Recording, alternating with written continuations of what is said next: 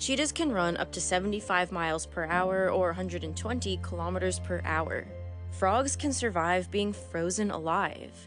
Cows have 4 stomachs, and octopuses have 9 brains. Compared to all these other animals, humans might seem like we're lacking. We're not the best jumpers, climbers, or sprinters, and we definitely can't hibernate or regrow our limbs if they get cut off. And yet, humans occupy our own very special part of the evolutionary tree. So much so that we barely even consider ourselves animals. Because when you take a step back, humans are incredible. And you might even say we are downright weird. There is no other animal quite like us. We have so many adaptations that are completely unique to us. There are the ones we use on a daily basis and largely take for granted. Our nimble fingers, big brains, and the ability to walk on 2 legs. These assets have allowed us to create megacities and occupy nearly every habitat across the world. But then there are the adaptations that we don't see every day. Adaptations that some of us have but never use, or adaptations that only select groups of people have. From throwing to diving to high-altitude climbing, when properly trained, humans are one of the most incredible athletes of the animal kingdom.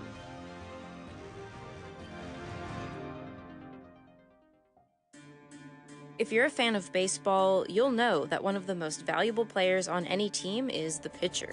The very best of them can accurately throw balls at tiny targets and reach speeds over 105 miles or 169 kilometers per hour. These throws are so intense that since 1862, nearly 200 batters have died after being hit in the head or the chest. While this is a tragic example of risk in sports we normally think of as safe, it's also evidence of a trait that no other species possess: the ability to throw projectiles and kill targets. And it's not only professional pitchers who have such strong arms.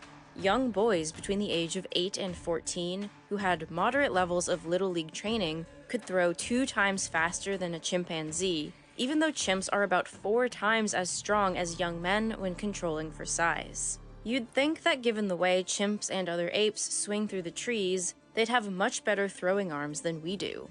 But several things happened to our physiology during evolution that separates us from the rest of the primates. First, the length of our waist expanded, allowing our torso to rotate independently from our hips. Next, our shoulders have developed a lower position on the torso, and the glenoid joint where the collarbone meets our shoulder socket points out to the side rather than upward like in chimps. This means we can turn our arms into levers. Finally, our humerus, the bone in the upper arm, has a slight twist in it, allowing us to rotate the arm even further back. Putting all 3 of these elements together creates an incredible throwing machine. Twisting the arm back stores energy in the tendons and ligaments crossing the shoulder. This energy catapults the arm forward and actually creates the fastest motion the human body is capable of producing. And all 3 of these factors appeared in the fossil record almost 2 million years ago, with our hominid ancestor Homo erectus. At the very same time, we start to see evidence of more intense hunting in the fossil record in the form of butchered bones and simple stone tools, suggesting throwing played a major role in shaping how we got food, and maybe even how our brains grew so large. Unfortunately, not all spears would have fossilized, but some certainly have. Wooden spear points as old as 300,000 years have shown up in archaeological digs in Africa, Germany, and England. While some ethnographers argue that these spears were too heavy to go very far as projectiles, a more recent study conducted with trained javelin athletes found that these spears can be thrown farther than 50 meters and at speeds ranging from 12 to 21 meters per second. At such high speeds and distances, it was more than possible for ancient humans to take down large prey from a relatively safe distance. This throwing ability may have also been used for fighting between humans as well, which we can still see today. Whether hunting or fighting was the key to unlocking our killer arms, it's clear that this adaptation has had a huge impact on how we live, play, and compete. But our early ancestors weren't only expanding their abilities in hunting on land. They were also foraying into a territory no other primate had ever been. One of our wildest adaptations is one that was born simply out of a need to not drown. It's an adaptation that is not unique to humans, but one that humans have learned to manipulate for incredible athletic purposes. In 2007, a freediver reached a depth of 214 meters, holding his breath for longer than 3 minutes while he plunged deep into the ocean. The record for stationary breath holding is perhaps even more incredible, a full 24.5 minutes without any air.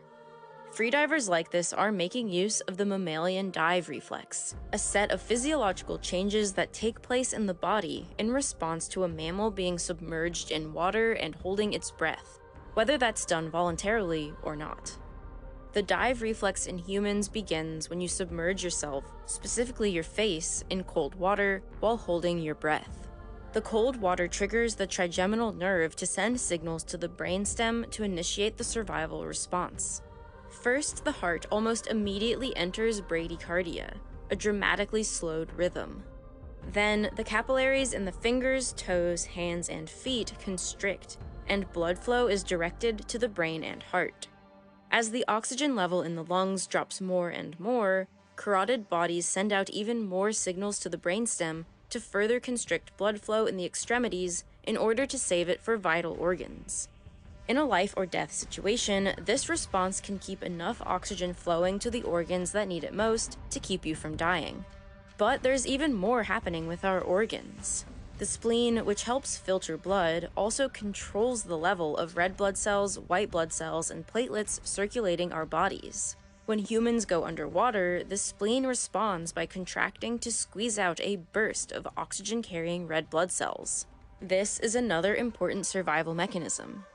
However, when you compare the spleen sizes of different populations in the world, you start to see that humans have taken this don't die mechanism and turned it into a badass ocean superpower. Take the Bajau people, for example, who live around Indonesia, the Philippines, and Malaysia. They survive by collecting shellfish off the seafloor and are known for their extraordinary ability to hold their breath. They dive repeatedly for about 8 hours a day to depths of over 70 meters for several minutes at a time. Compared to nearby, non-diving populations, the Bajau have spleens that are 50% larger. And this anatomical quirk isn't just a consequence of repeated diving. The Bajau who don't do as much diving on a daily basis still have a larger spleen, meaning it's an evolutionary response to this group's diving lifestyle. But researchers think it's not just the Bajau who have leveraged the mammalian dive reflex to give themselves a leg up while hunting. Perhaps our entire species has been foraying into the seas for a long, long time. Just look at our other primate relatives for context. Gorillas and chimps have the same diving reflex that we do, but they are nowhere near as comfortable or proficient in the water. In 1960, marine biologist Alistair Hardy proposed the aquatic ape theory, suggesting that early humans foraged for aquatic foods and spent hours at a time in the water. He pointed to things like our furlessness and the layer of body fat under our skin that other primates don't have. But the theory became something of a catch-all, an umbrella argument used to explain many elements of the human body. It was largely dismissed by the archaeological and anthropological communities. That said, there is evidence in the fossil record of our close relationship with aquatic environments. A Homo erectus site in northern Kenya holds the butchered remains of turtles, crocodiles, and fish dating back nearly 2 million years. And a number of Neanderthal skulls have been found to have extoses, bony growths in the ear canal that forms with repeated exposure to cold and wet conditions. In modern humans, they're often found in surfers, divers, and swimmers. And even if freediving didn't shape our evolution from the beginning, there's certainly no denying that people today have learned to push the limits with the aquatic adaptations we do have.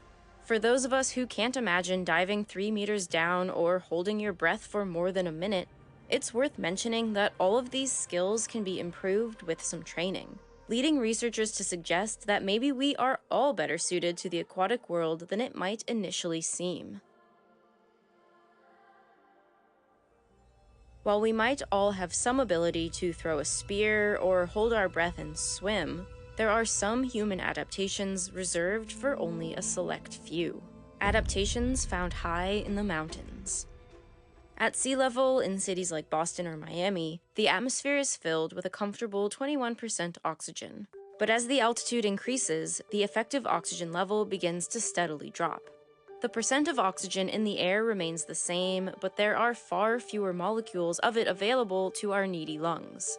Above 1,500 meters, in cities like Boulder, effective oxygen dips to 17.3%. Above 2,000 meters, it dips below 16%, and physical activity becomes more difficult, and you might feel way more out of breath than usual. Above 2,500 meters, effective oxygen drops to 15%, and without acclimatizing, about 50% of people will get altitude sickness, which can develop quickly and be life-threatening. Headaches, nausea, and shortness of breath are common, but in the worst cases, fluid can build up in the lungs, or the brain can swell, both of which can be fatal. Above 3,000 meters, effective oxygen drops to 14.3%, and chronic altitude sickness affects 5 to 10% of people who spend months or years there. This is a result of long-term hypoxia. It leads to having too many red blood cells, which can cause the blood to thicken and increase the risk of blood clots, heart attacks, and strokes. The problem can even result in heart failure in the long term. And over 4,000 meters, effective oxygen drops below 13%. And for most people, without acclimating, acute hypoxia is certain. This can rapidly progress to the more severe and potentially fatal high-altitude cerebral edema and high-altitude pulmonary edema. But these risks almost completely disappear for a certain subset of people. A subset of people who have historically lived in 3 high-altitude locations around the world: the Tibetan Plateau in Asia, the Andean Altiplano in South America, and the Samian Plateau in Ethiopia. These locations range between 2,500 to over 4,000 meters.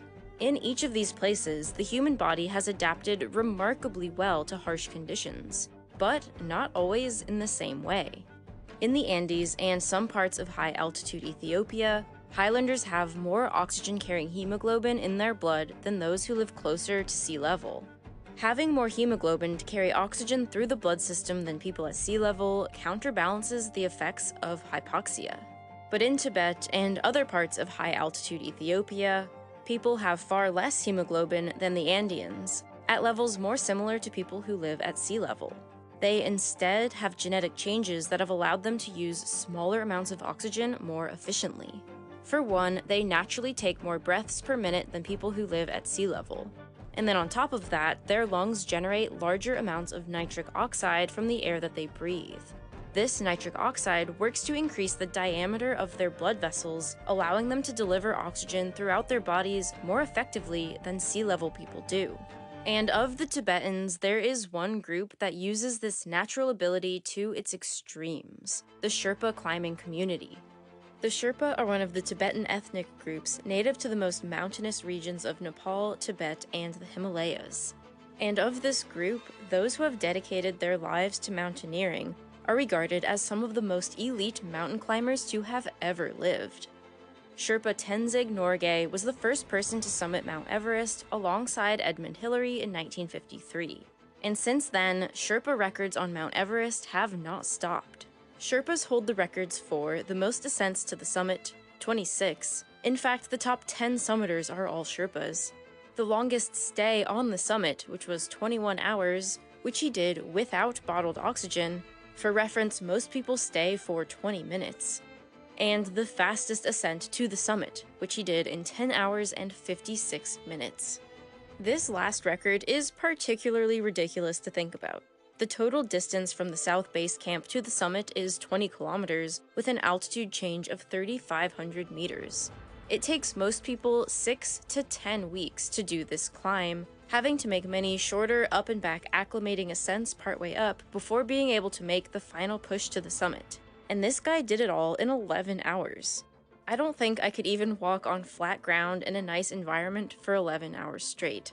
And for most foreigners who have managed to reach the top, many Sherpas were involved in laying ropes, ladders, and carrying equipment to make it happen, a physical burden far beyond just climbing the mountain. The Sherpa record setters are trained, seasoned professionals with years of practice and experience, boosted by unique high-altitude physiology. Some people even try to mimic this enhanced ability for exercise by training at high altitude, but the benefits they get from this strategy are always short-lived. Only those populations that have a long history of living in high-altitude places have genetic changes that allow their bodies to thrive in places where most of us struggle. How the human body will continue to change in the future is an open question, because evolution isn't done with us yet. Just as we can't fathom what abilities future humans might have, so too would it have been impossible for our early ancestors to imagine how far we've come, and how very strange the journey has been. Would our ape-like ancestors have imagined their descendants totally abandoning quadrupedal movement for an upright stance? Would they have imagined those liberated hands to start crafting complex tools, or for communities to create languages and systems so complex that they would one day travel amongst the stars? The evolutionary journey of humans has been a total departure from anything else that has happened on this planet, our story utterly unique, even among the primates. What makes us so special? How did the spinning wheel of evolution land on us to become the ones to dominate the planet?